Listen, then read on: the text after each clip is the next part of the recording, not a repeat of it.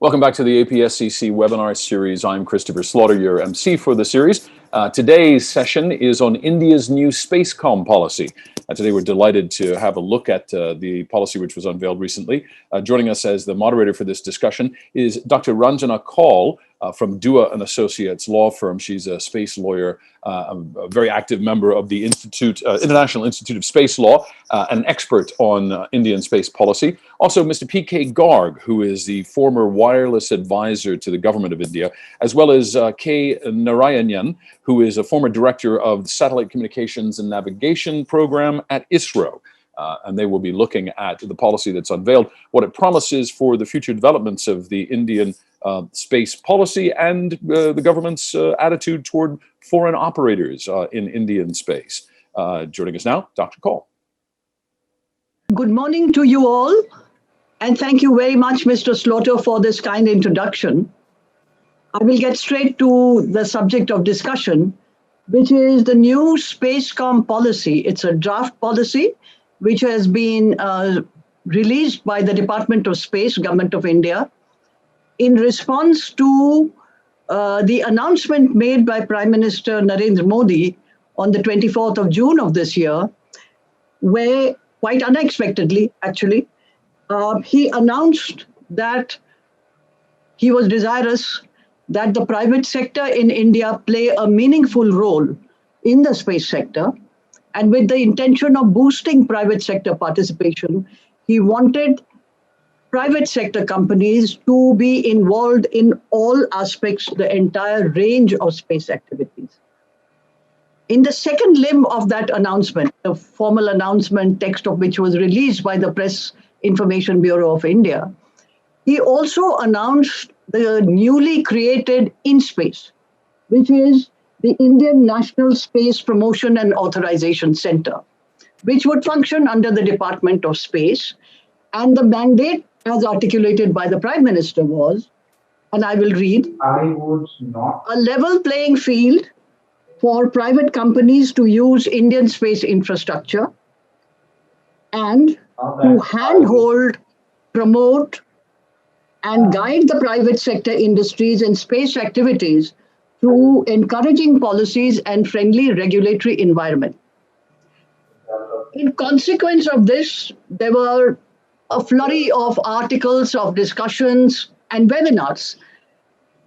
In the course of the webinars that took place, in one of them, which was chaired by Chairman ISRO and the Secretary Department of Space, were also two important industrial participants, important names in India's telecom sector and in industry, that is Mr. Anand Mahindra and Mr. Sunil Bharti Mittal, a well-known name in the telecom sector, who is now also part owner of OneWeb, which is a company co-owned by the UK government and with some participation from some other companies.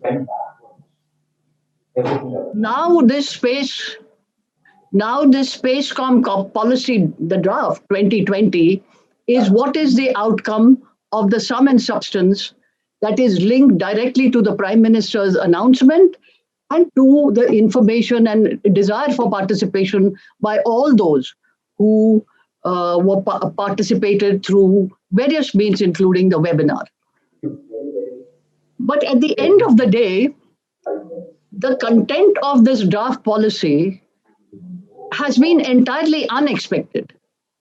It is unexpected for some important reasons, which is the prospect that the Department of Space might actually now proceed to regulating telecom services, and the sum and substance of the way in which InSpace, the facilitation center, so to speak, but it's called the authorization center, is proposed to be functioning in context to going forward.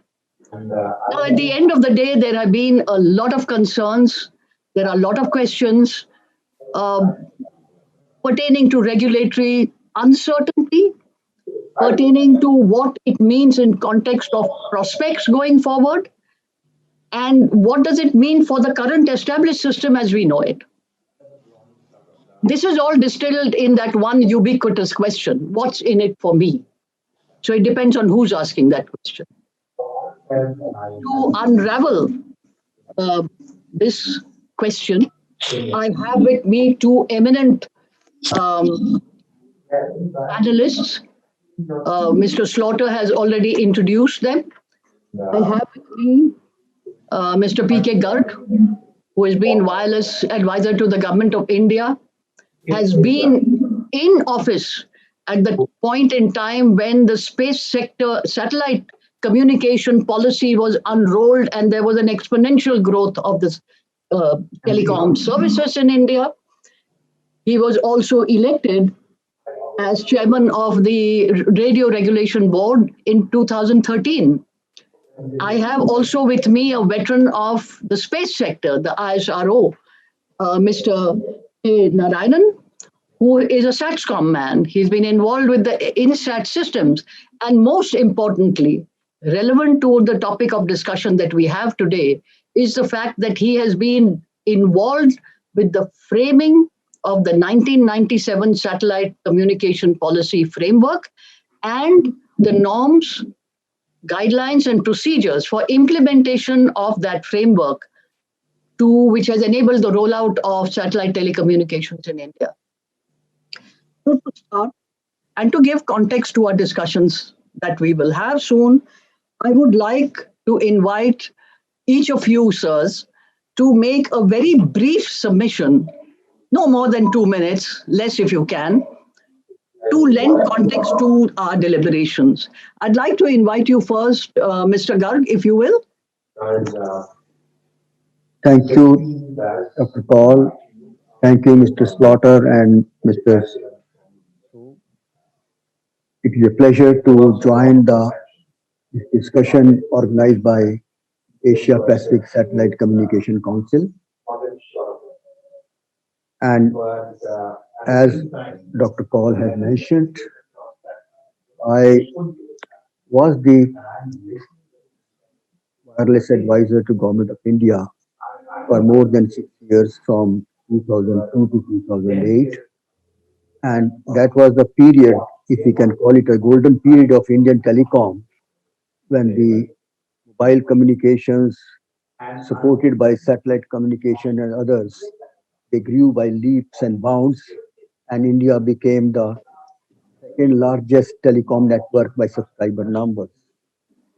And as was mentioned by Dr. Kaul, the SATCOM policy of Department of Space, which was released in 1997, and the norms, guidelines, etc., which were released in 2000, they had paved the way for a very smooth rollout of SATCOM also for various functions.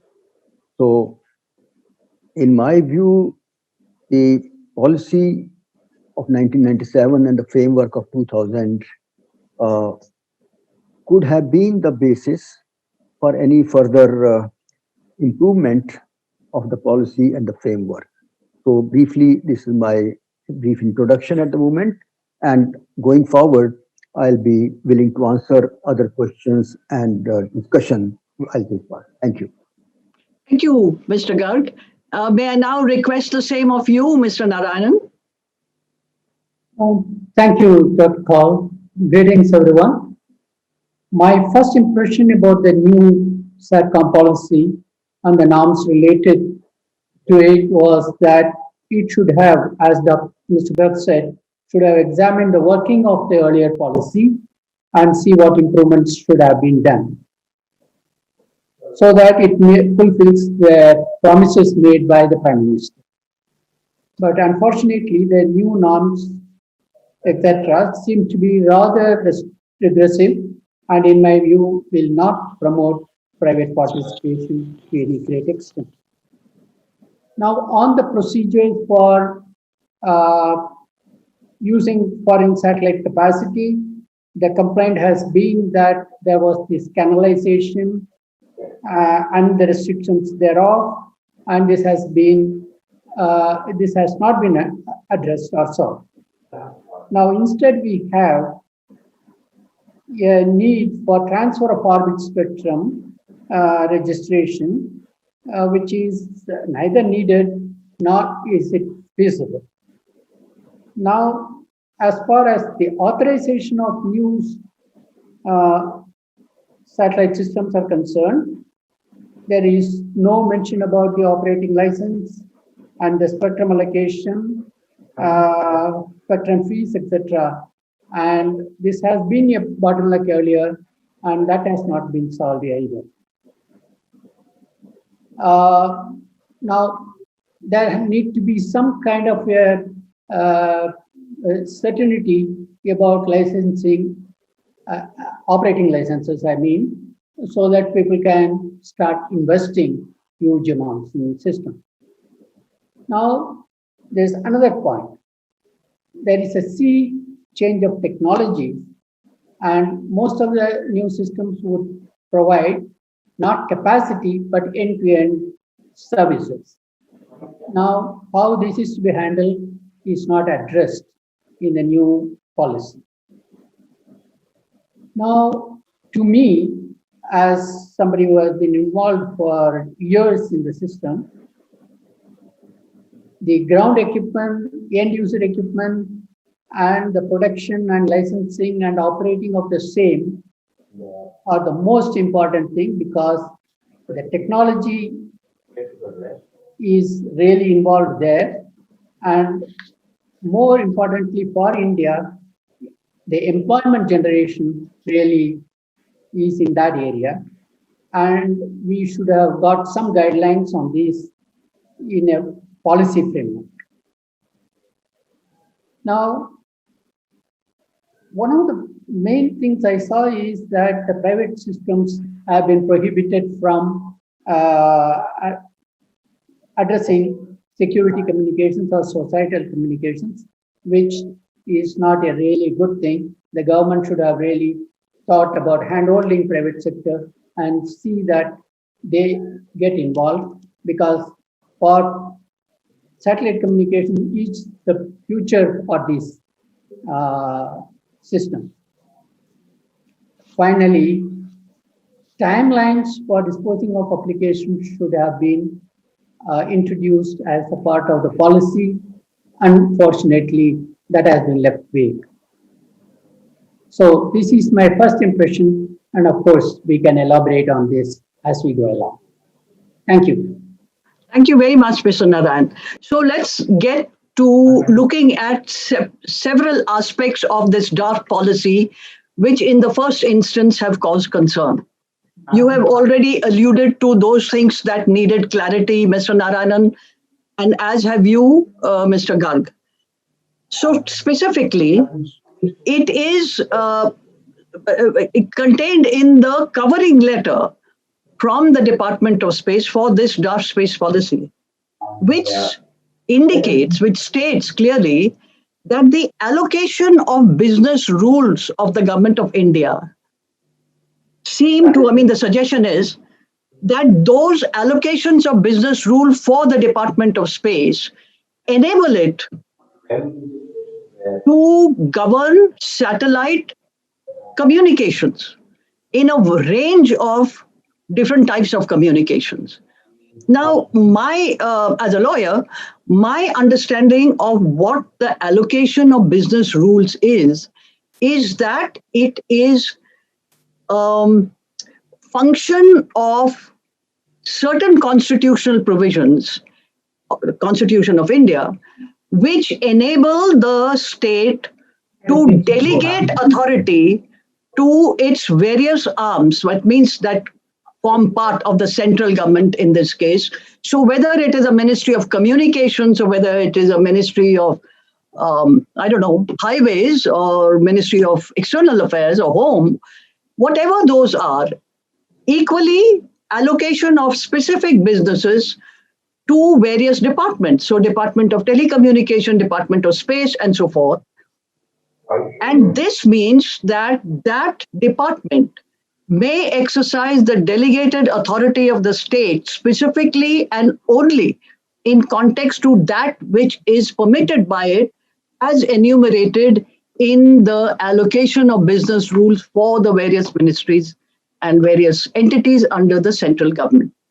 In this view of the matter, may I ask each of you really to explain, and especially since you have said that you've been involved, Mr. Narayanan, in the matter of the drafting of the 1997 policy and the norms, guidelines, procedure thereof, was this outcome only of the Department of Space, or was it a collaborative effort between the various entities that are involved in context of telecommunication services, which is to say that both sectors?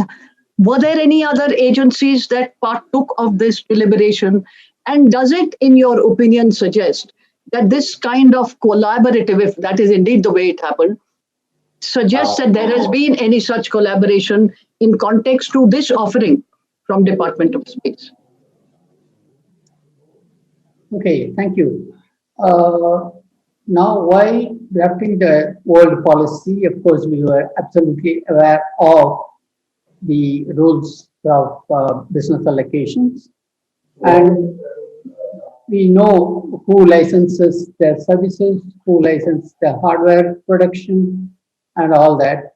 So the earlier policy was strictly restricted to what the Department of Space could do, and then would say the licensing will be done by the Department of Telecom, and in case of telecommunications, and then we have the other things like information broadcasting, that is broadcasting services, which is probably the most important part of the satellite system. That would be done by another ministry. All that had been taken care of. That's one point. The second is that the entire policy was derived after extensive discussion between the departments, including the Department of Home, Department of Finance, etc. And this kind of sweeping things like one party would do the authorization was not there in the earlier policy. Now, unless government has actually changed the rules of business, which I would not know, that is a kind of difficulty in implementing these norms. So, Mr. Garg, to you, given that at this point in time, it would appear that it is, as we know it, the Department of Telecommunications that deals with telecom services. And there is an entire ecosystem, institutionally, procedurally, in every other aspect, that has emerged out of the 1997 and 2000 policy. So it seems that each separate department and ministry, as Mr. Narayanan pointed out, has functioned within the means and framework of its allocation of business. If there is a situation such as this, where unless there has been a complete change in the government, which will really spell a lot of chaos because there's an established system, if in a case that there seems to be a spillover into allocated business, how does it get resolved? How would this get resolved in context to this 2020 draft? Thank you, Dr. Kaul. The allocation of business rules of Government of India for the Ministry of Communications, and under this ministry, the Department of Telecom, clearly states that all matters related to telecommunications, public telecommunications, they fall within the authority, delegated authority and responsibility of the Department of Telecommunication, which is part of the Ministry of Communication. There is also the Wireless Planning and Coordination, WPC, wing of the Ministry of Communication, which is also part of the Department of Telecommunication, which deals with all issues related to the planning and use of radio frequency spectrum in the country and the associated satellite orbits. And the WPC wing is also the Indian administration in relation to the International Telecommunication Union, the ITU Geneva as such. So to that extent, there has been very smooth collaboration between the WPC wing, DOT, the Department of Telecom, and the Department of Space as far as the satellite communication aspects were concerned. In fact, right from the concept or conception of the INSAT project around mid 70s, there has been very close interaction between EOS, ISRO, WPC wing, DOT, and its various wings like Telecom Engineering Center and others for taking the INSAT system forward as such. There has hardly been any situation where any substantial aspect or any important consideration or any document was produced single-handedly by any of these entities. It was always through very proper coordination. It was so harmonious that probably we were talking to each other almost twice a day on something or the other. So there was never an issue of encroachment or any sort of overlapping an issue. And even if there was felt any difficulty was felt, then you just pick up the phone and talk to the person concerned in the other department and get it resolved. So, and that is how I would say that during this period, early part of this century, when the Indian telecom has seen the very exponential growth, it all happened when the government played the role of a facilitator. Yes. The government as a policy maker, as well as the telecom regulator, the Telecom Regulatory Authority of India. So everybody worked in proper harmony and full synergy as such. And I may also add that the National Digital Communication Policy, which is a successor to the new telecom policy, the 2018, the Digital Communication Policy of India, is very elaborate, and there is a complete section on the satellite communication. That's And right. it talks that it will be everything, and implementation will be done in consultation with Department of Space. Yes. So the very synergy and the full coordination and collaboration is the hallmark of that digital communication policy. And to that extent, I also feel surprised that the SATCOM policy 2020 draft policy which has been put up doesn't reflect that synergy and collaboration as it is worded. Maybe the final version will bring about that, but the present wording doesn't bring about this. So thank you very much, and I'll be answering other queries.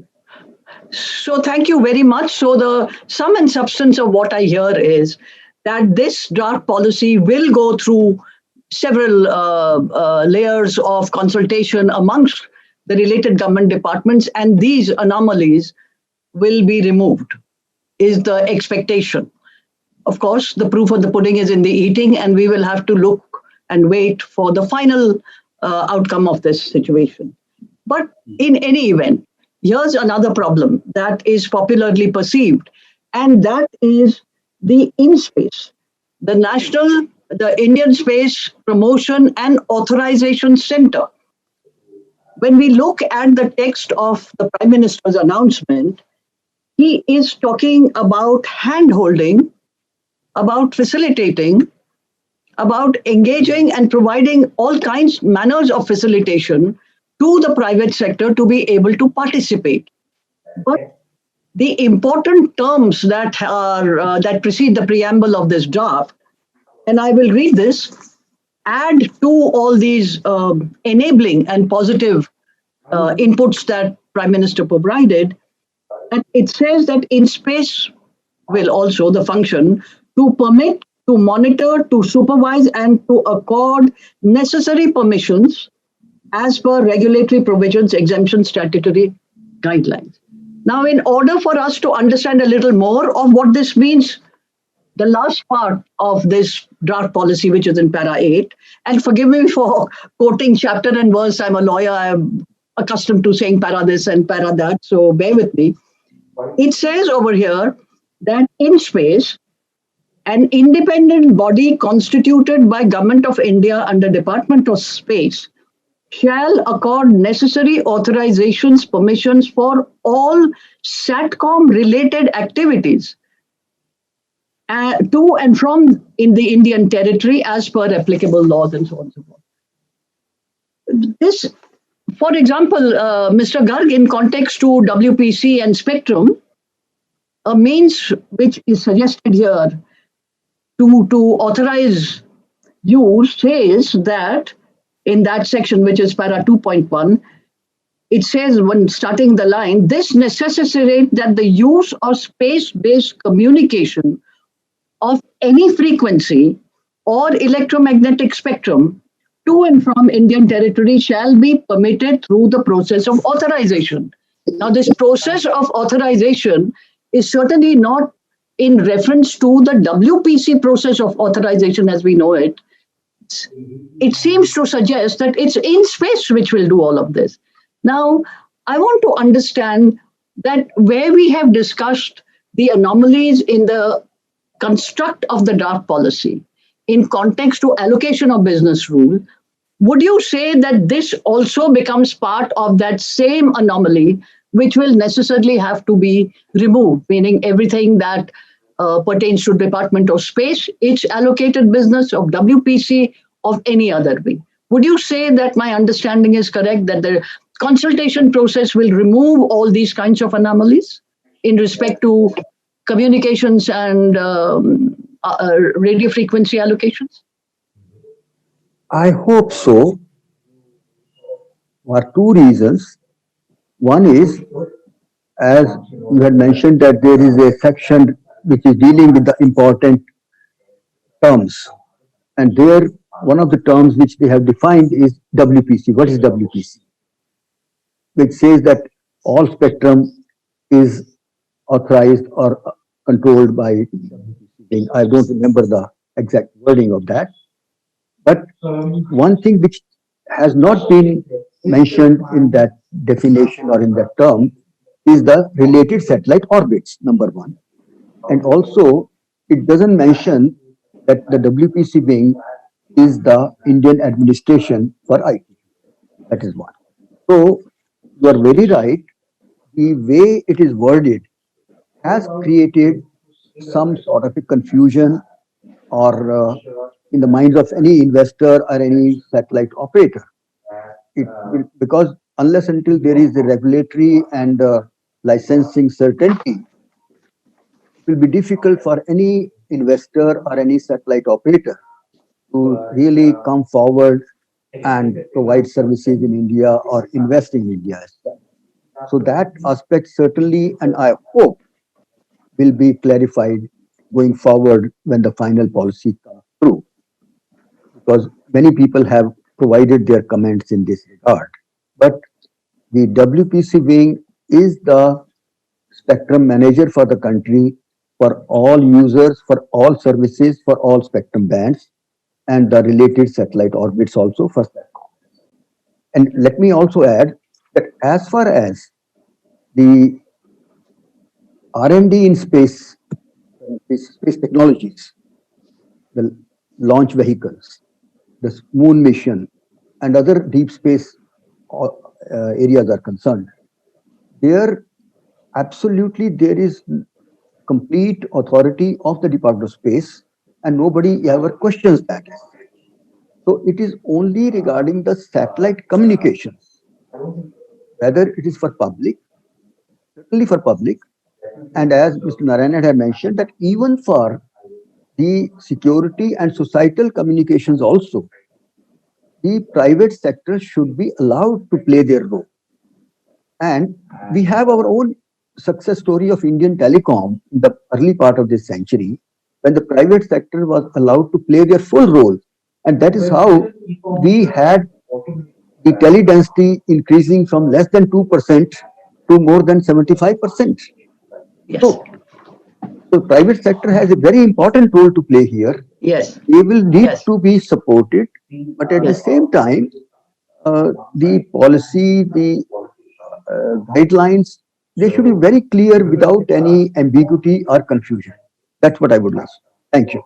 So, Mr. Narayana, to you, so let's assume that these anomalies, as far as the eminent domain of the Department of Telecommunication and WPC is removed.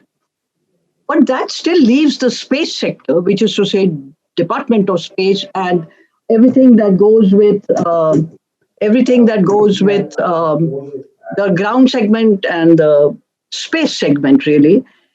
It still leaves you with the definition or the proposed functions of in space in consequence of to permit, to monitor, to supervise, to accord necessary permissions as per regulatory provisions, exemptions, and statutory guidelines. Now, do you find this construct, as far as space is concerned, enabling? If it is to be the first port of call where we have no idea of what are the rules, regulations that will govern it, by what measure do we say that this is independent when in fact it's under the Department of Space? Because when I look at other regulators functioning under the Government of India, they are all creations of statute. Parliament has passed acts to set up these regulators, has provided specific functions. They are enabling, they provide checks and balances. But here, I don't see anything that is enabling, Mr. Narayanan. Your comments, please. Yeah, okay. One thing is those words that you mentioned, they are practically threatening. In the sense, the whole idea seems to be controlling, monitoring, and that sort of thing, which is totally against the spirit of what Prime Minister announced and what is happening in India. So hopefully all those words will change.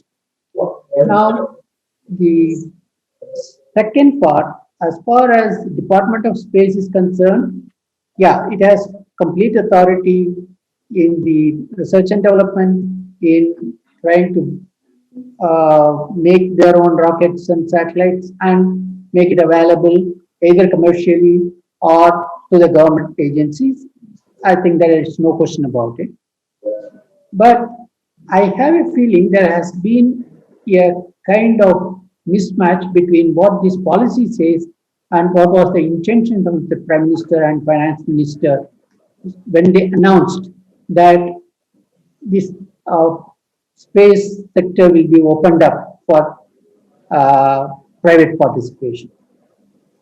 I think what is important is to see that the private sector, comes forward to build the satellites. And Mr. Narayan, if I may, we will discuss that in those forward part. Let's go to the next, which is, of course, both of you have clearly said what the difficulties are, but I would like to present a few of those few conditions or requirements of authorization that have been articulated. For me, when I look at it as an outsider to the government system, DOT, DOS, all of that, and as a lawyer, I'm thinking that I'm going to be left with some requirements. If I want to be a satellite operator, whether this satellite operator is an Indian company which has foreign direct investment, or it is an Indian company that has all Indian equity, irrespective, there are certain aspects that are put in place or proposed here, which in my opinion is going to be limiting, and it certainly does not seem to suggest any connect with the global trends, with the market trends in context to several things that I will point out. So one of the main areas of concern for me is the requirement for fresh authorization in case of change of ownership. Now, the point is that the change of ownership is the change of ownership of the company. if it is a case of a joint venture where there is foreign direct investment, what will need to be seen, because of course there are regulatory requirements as far as the Foreign Investment Promotion Facilitation Center is concerned, to measure whether or not it is consistent, the company's regulations, all of those many regulations that we all as lawyers assist our clients with. But say that it will require fresh authorization is something that I find I cannot understand why that should be so. I can understand that there's a novation of owner as an administrative process. What are your views on this, Mr. Narayanan? In my view, again, it's a semantic problem because this change of ownership, of change of companies, etc., has been addressed in telecom and even in Department of Space earlier. So it is basically approval of the department or the licensing authority about the transfer. That's all about. It is not actually a new authorization. And then hopefully, as we go along in the consultation process, the appropriate wordings will be inserted rather than calling it a new authorization. All right. It will never be so. Right. Thank you. So the next my query pertains to Mr. Garg, if you will, please, on the use of orbital resources. Now, when you read it, the plain reading of that says the authorization process, which of course essentially you're talking about in space, and as you said, that will be cleaned out, but the authorization process shall ensure that the use of non-Indian orbital resources and proposed new Indian orbital resources shall not pose any constraint to the operations of existing planned satellites under Indian administration, which in itself is a very robust proposition. But the fear that the young space India, what we call new space companies, is that does this have an underlying, prescription not to allow new space companies or any Indian company wanting to participate in outer space activities, a fair chance of getting orbital spectrum, and that this would mean that large entities will continue to hoard and sit on that spectrum and not allow it to be released. I don't know. This is a fear, and I'm articulating to you what many of my young colleagues who are new space companies have asked me. What are your views on it? Okay. As far as filing a new orbit slot in the GSO, geostationary satellite orbit, or filing any non-GSO, LEO, MEO, or other non-GSO systems, the ITU regulations, they don't prohibit any administration from filing for any particular slot or a system. Of course, coordination at the moment for any frequency band and any orbit is a quite a bit involved process, because there are large number of satellite systems already filed in GSO as well as in non-GSO systems. So the coordination is a fairly time-consuming and involved process. But at the same time, IT regulations do not prohibit it. And as far as India is concerned, let me clarify here that a company, before it is allowed to file for a particular GSO location or a new non-GSO system as such, that must have proper government approvals. And when I talk of government approvals, this will be naturally done in consultation with Department of Space, because they are responsible for the space matters by allocation of business rules in general. Plus, they are also responsible for India's obligations under the UN Treaty on Outer Space. All those aspects, we do consult all concerned ministries and departments before any new filing can be made. So, your specific question about the new young companies as such, certainly the WPC wing and the DOT, DOS, everybody would like to support them. But we would like to make them aware that it is a time-consuming and involved process. So Fair it can't enough, be done fair enough. overnight. Fair enough. That's fair. Another aspect, again about orbital resources, because indeed all the authorizations contained in this draft policy have to do with orbital resources, is that it says that the use of non-Indian orbital resources shall be permission subject to an appropriate arrangement by which such orbital resources are eventually brought under the Indian administration. And in the case of leased space assets, apart from the applicant and the operation of such assets, shall also agree to commit for arrangement of bringing orbital resources eventually under Indian administration. So now, Mr. Garg, my question to you is that in context to the leased capacity that is leased on foreign satellites, and which is provided for the Indian telecommunication service sector, the satellite communication sector, is there such a requirement? Is that how it happens? Is this if it doesn't happen, is this fair and practical even to propose? Well, so far, all the capacity leased by India on foreign satellites for use in India,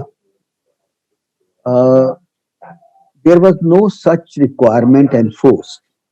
And this is not practical or feasible also, because as per ITU regulations and the Radio Communication Bureau of ITU, they don't encourage any such transfer of orbital and spectrum resource between administrations. And also, during my 8 years on the Radio Regulations Board, there were a couple of cases which had come up before the board, and the board had deliberated on those cases and decided that this is not the right thing. And they did not encourage that, they didn't accept this one. The only exception I can say, if there is an intergovernmental body like Intelsat, Inmarsat, Arabsat, although they are now private organizations, but the intergovernmental part of those bodies and Arabsat, etc. Intersputnik is there. So if, well, for them, they have one notified administration as a responsible administration for filing their satellite systems. So if those intergovernmental organizations, they want to change the notifying administration, say for example Arabsat, presently Saudi Arabia is the notifying administration for them. So tomorrow if they want to say that for particular satellite they would like this to be filed by UAE, so that will be acceptable, because as a member of that Arabsat, any administration can be made responsible for filing a particular satellite system. For that Right. also, a particular resolution from that body should be there. Right, right. Make it authentic. But Right. otherwise, transfer of satellite and orbit and spectrum resources from one administration to another is neither allowed by radio regulations nor encouraged, because this can give rise to many undesirable issues at the international level. Thank you, Mr. Garg. Mr. Narayanan, I wanted to ask you, one of the authorizations is in context to the establishment and utilization of NGSO, non-geo communication systems over India. And so my question to you is that you have a GSO communication system and then you have the non-government. Should both of these be regulated differently? Or should there be, in your opinion, the same regulation? Because really, one system is not inherently better or worse than the other. And in order to a level playing field, if that, in your opinion, is what is desirable, and to allow, therefore, an advance of technological development, innovation, and everything that goes with it, what would be your prescription for regulating the GSO and the NGSO communication systems over India? Okay, there are two aspects to this. One is for systems to be established under the Indian flag of the so-called Indian satellite systems. The basic regulations for GSO system and non-GSO, because even in non-GSO there are several varieties, that would be the same, because it only deals with the orbits, coordination, and the kind of services that they can provide. In generic terms, it could be same, but obviously there would be small nuances to be addressed in terms of coordination and with which countries we coordinate, etc. Now, when it comes to foreign satellite systems, that things would be slightly different. As I said, most of the non-GSO systems would come with the end-to-end service provision and not just capacity provision. Whereas in the GSO system, probably it will be more only capacities to be provided. Even though in the newer high throughput systems, it could be end-to-end service. Now, there has to be some slight variations. So far, the non-GSO systems of the 1990s, which are most of them have folded up, but it was governed by what is called the GMPCS policy of the Department of Telecom. And with some slight changes in those policies, it could address everything that is being done now, because there's no real restrictions in that. So, I mean, in brief, to answer your question, it depends on what we are dealing with and not, there's no universal solution for everyone. Right. Thank you. So now what I would like to do, I think we have covered the draft policy and you have explained. But what I want to now come to is, as we were discussing, there are many aspects that have not been included and not been addressed in this policy. Call it an incomplete document, call it a document that requires improvement, call it just going back to the drawing board and coming up with a whole new document, which way we look at it. But here are some of the issues that are not addressed. One is the use of services of foreign satellites per se, and also in context to the requirement for gateways. So, Mr. Garg, what are your thoughts on this? Okay. Let me try to answer the question of gateways first. Yes. The present SATCOM policy, and including the GMPCS policy, Global Mobile Personal Communication Services policy of the Department of Telecom, which Mr. Narayanan just mentioned, the requirement for having a gateway in India is there in the existing policy, because this was incorporated to take care of the situation of security and other related aspects which may be peculiar to India, which may not be prevalent in many other countries. So the present policy of the Department of Telecom also requires that for any satellite communication to be permitted with foreign satellites, the gateway for that service has to be in India. It was a different issue that in couple of instances, the companies for use of foreign satellites, they had requested for a relaxation for the initial period so that they could have the proof of concept with the service as well as they could make an assessment of the market. And the government, under certain provisions and certain conditions, they had allowed them a relaxation for an initial limited period. But even then, they had to ensure that all the traffic originating from India or coming to India was made available to the Indian designated agencies for their lawful monitoring, etc., which might be required. So, and as Mr. Narayan mentioned, new technologies for SATCOM, where the end-to-end services are there, and the because when it's a gateway, then the outgoing and incoming traffic is all coming at the gateway as such. But the new technologies may, with the inter-satellite links, may make it impossible for the end traffic to come down to India as such. That may be situation. So the Department of Space, Department of Telecom, and WPC wing together, they will have to discuss this issue and resolve how to go about it in the future as such. About the gateway aspect.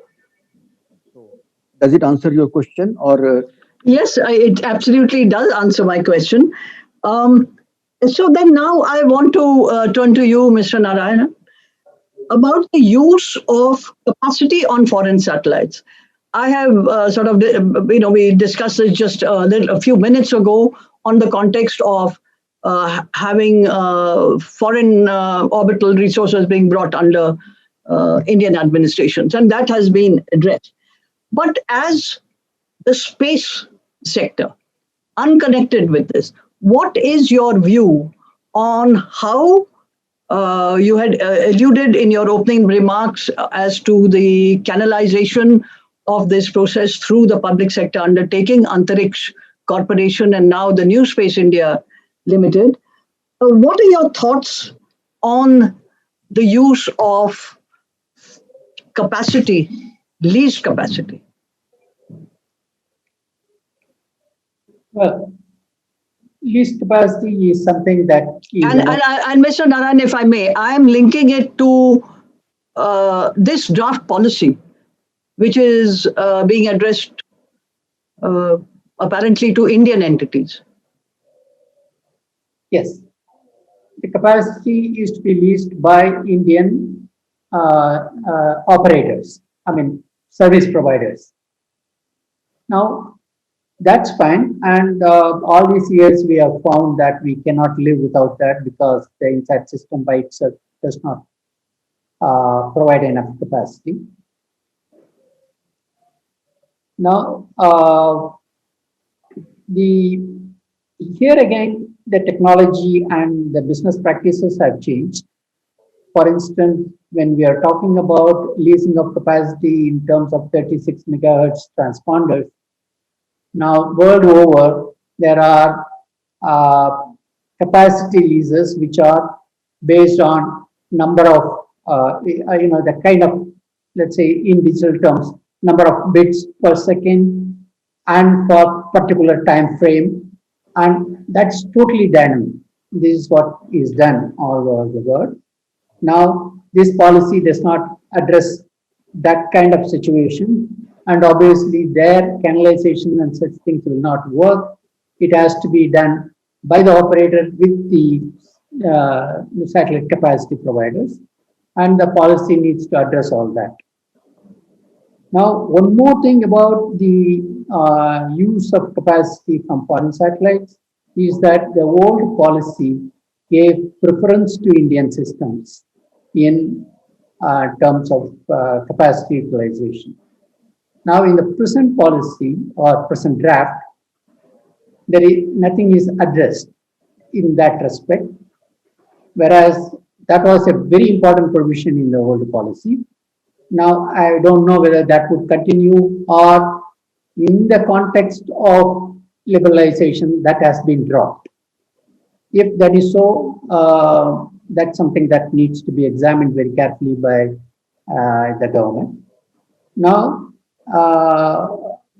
so from my point of view, it's important to look at the new things in the satellite communications area in terms of technology, in the way the service is provided, and then address all that rather than just go back and say the capacity should be provided. Because so far it has all been for direct to home television. That's where the maximum capacity leasing had happened.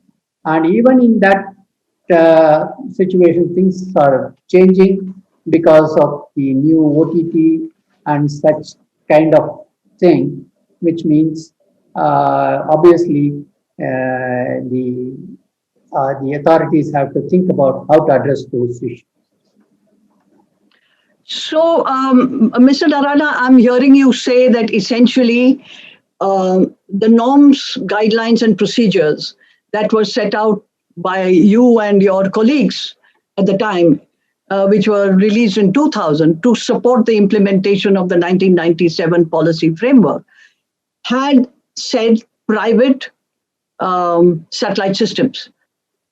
And in consequence of that, in addition to the government satellite, INSAT, which you've been intrinsically involved, there was also the permission granted, in fact, encouragement for private satellite systems to be established. We will remember that this was the time which was the rollout years of the partial deregulation of the Indian economy. And in consequence of which, at that same time in 2000, the foreign direct investment policy had indeed provided the possibility of 74% direct investment in the establishment of private satellite systems in India. I know that the procedures were left to Department of Space, I think, but there is also this committee called the CASE, the Committee on Approval on the Establishment or Authorization for Private Satellite System. There is also an ICC.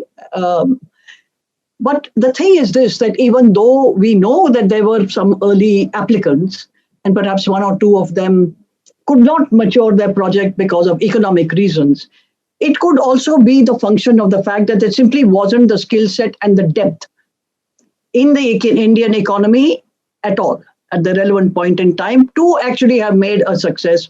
Maybe there could have been, but there wasn't. Now the question is, we are in 2020. There is, as you're well aware, a sui generis nascent sector that we call the new space companies. These are young entrepreneurs. They have absolutely nothing to do with the Department of Space, nothing to do with ISRO.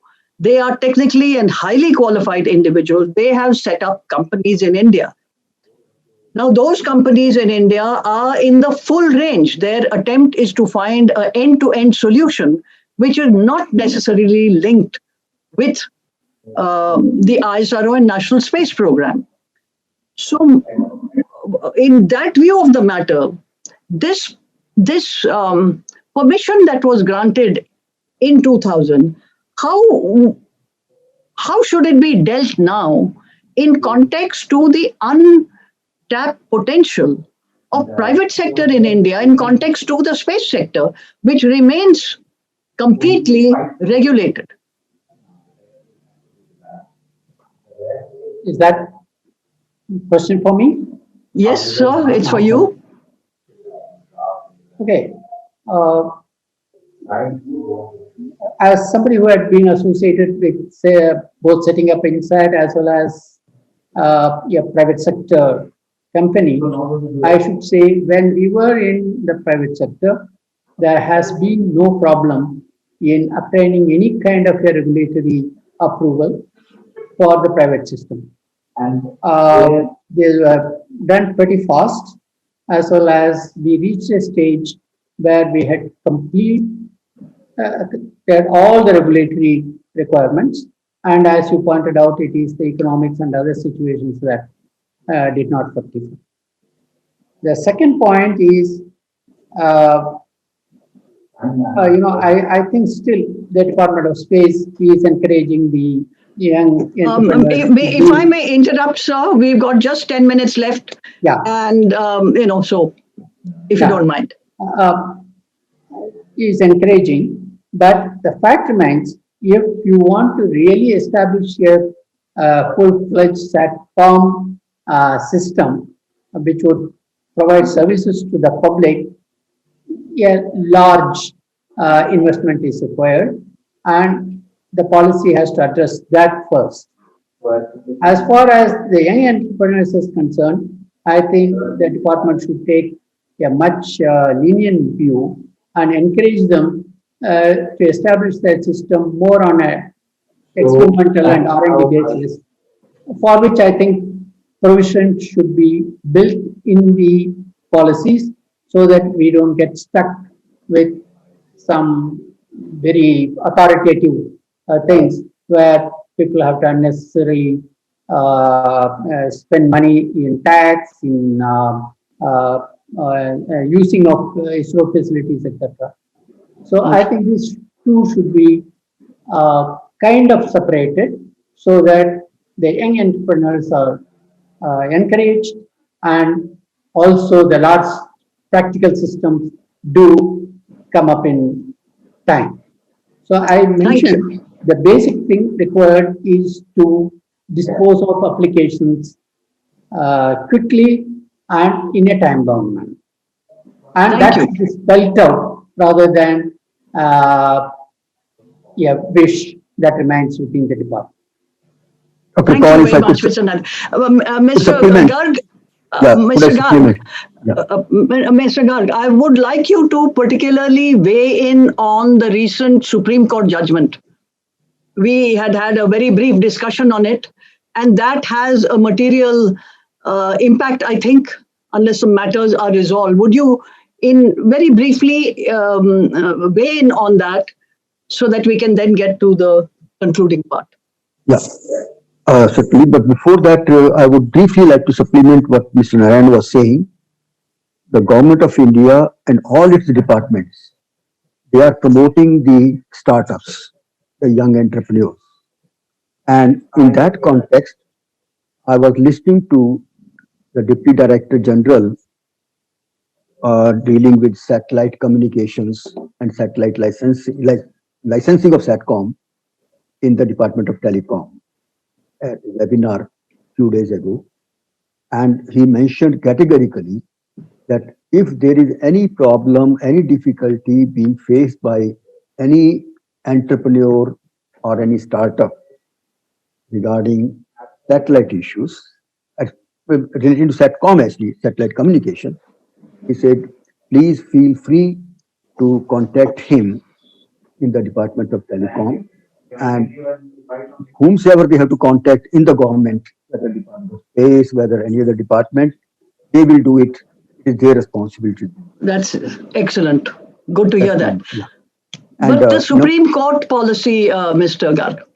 And also, I would say, before I forget, that one of the main concerns of many other operators and other people associated with SATCOM has been all along, and more so with this draft SATCOM policy 2020, that the regulator for SATCOM and the satellite services has not been clearly defined, and they want the regulator to be totally independent.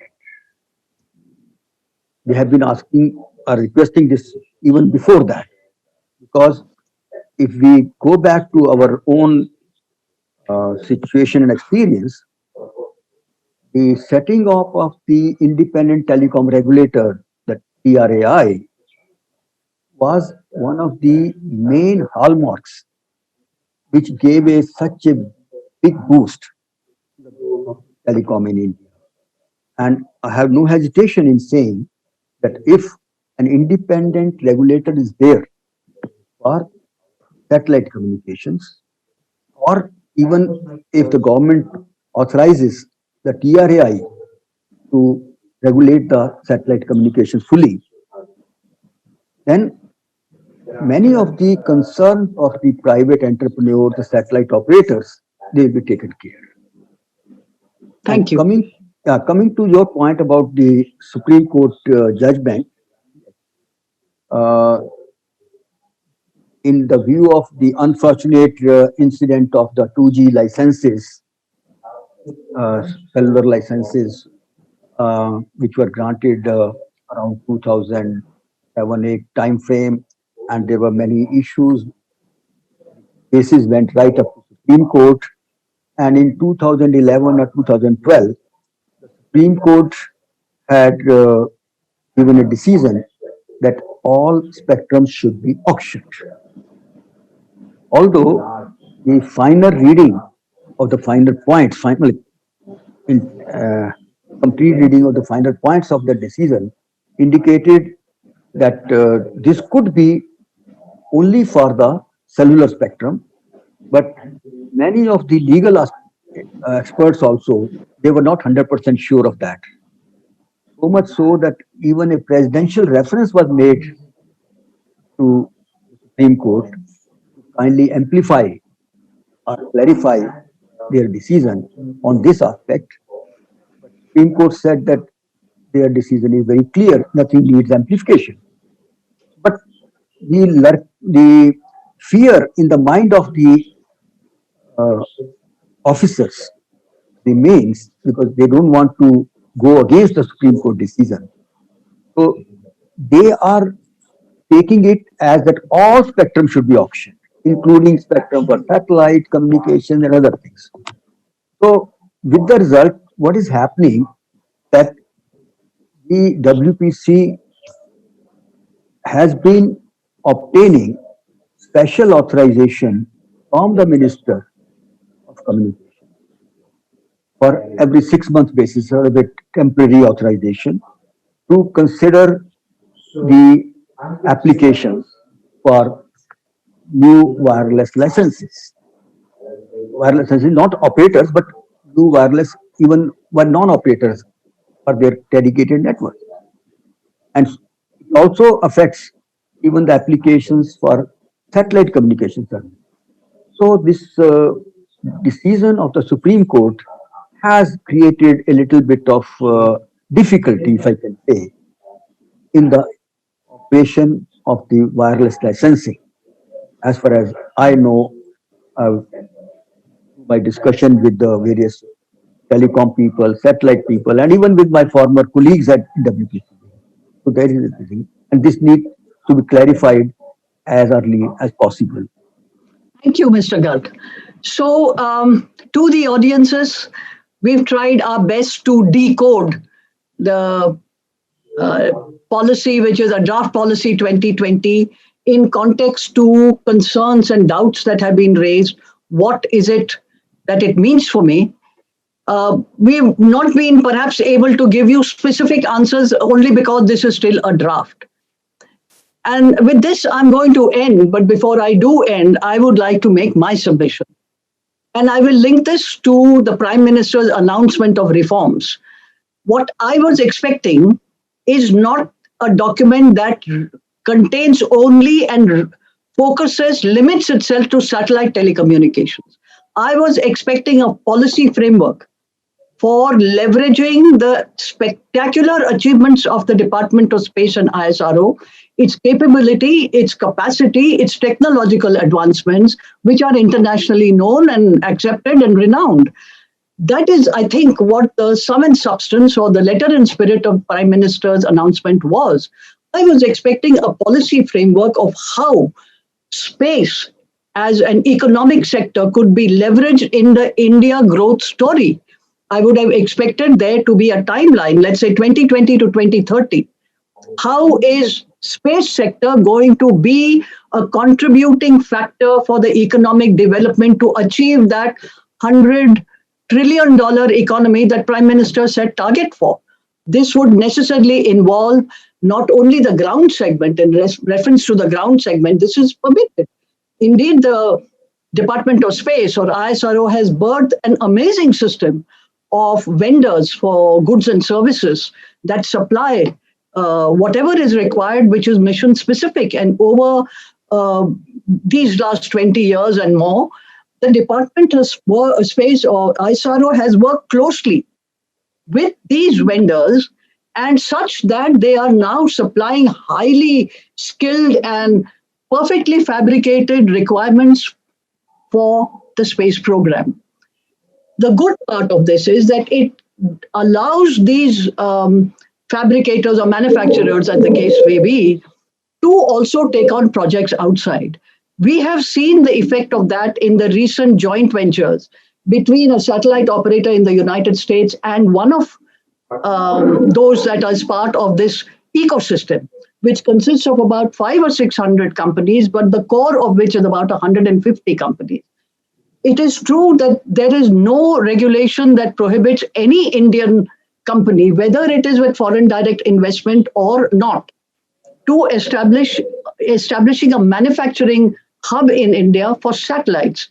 Indeed, in the parallel, as I said, you have a sui generis New Space India that has come about. These are young companies. They are designing, building, fabricating satellites. They are coming up with all kinds of solutions.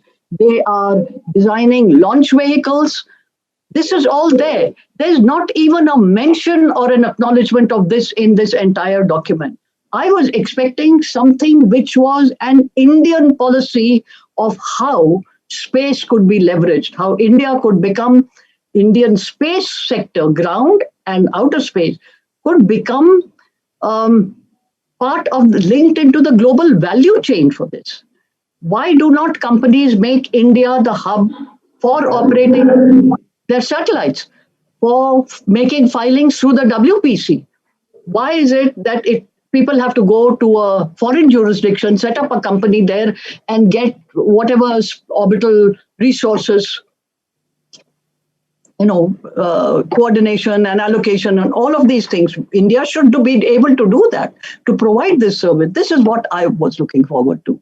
And I do hope that sooner rather than later, the government of India, as Mr. Garg and Mr. Narayanan have both emphasized in their own way, it is the facilitator for a national policy, the government of India.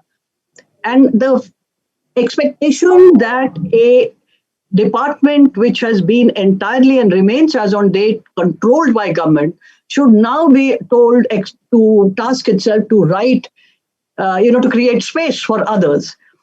It can happen, but realistically, it may not be fair even to do that.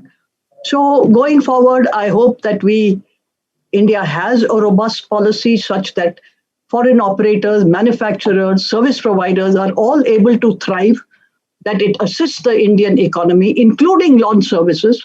Mr. Narayanan has alluded to that. If you have a joint venture manufacturer, as you will now have because of the joint ventures, and that manufacturer wants to use the commercial launch service offered by, let's say, New Space India, why is it not that vertical of revenue for the state, I look at it in a different aspect, be encouraged, that it makes it economically attractive to use Indian commercial launch services rather than have to go outside to another country, come back as a foreign vendor. There will always be those, but this vertical can be developed. So there are many such aspects, and I won't go any further into it, but I hope that in some measure, we have been able to set forth something for further discussions, allay some concerns and fears. And of course, we are all available to you to get in touch if you have any specific questions. And with that, I will end this seminar.